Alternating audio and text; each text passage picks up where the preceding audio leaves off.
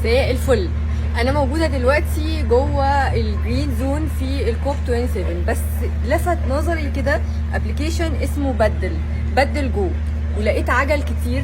ومن بعد ما سياده الرئيس عمل المبادره وركب العجل من يومين، وكل الناس دلوقتي مش جوه الكوب، كل الناس في شرم الشيخ بتستخدم العجل، وانا شفت ده، وبتستخدم العجل من ابلكيشن بدل. ليه؟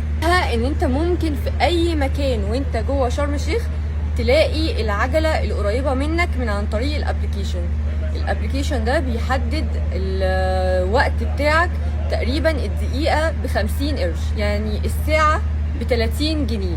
تاخد العجله تروح بيها الشغل، تحطها قدام الشغل، قدام اي مكان انت عايزه، تسيبها في نفس المكان اللي انت نزلت فيه، وتقفل الوقت بتاعك في الابلكيشن، وخلاص بيحسب عليك او بيحاسبك عن طريق زي ما قلت لكم الدقيقه ب50 قرش، او كمان الساعه لو تاخد ساعه بقى ب30 جنيه. وهم كمان كلموني في قصه ان ليه دقيقه بنص جنيه مش بالساعه على طول، لان في ناس بتستهلك 8 دقائق 10 دقائق تروح المشوار وتسيب العجله. هنا عندهم تيم كبير جدا جدا، بدل بياخد العجل بيروح يشوف العجل اللي اتقفل، ويروح ياخده ويحطه تاني في الستيشنز بتاعتهم، عشان اي حد عايز عجل في اي مشوار يلاقيه وبسهوله جدا.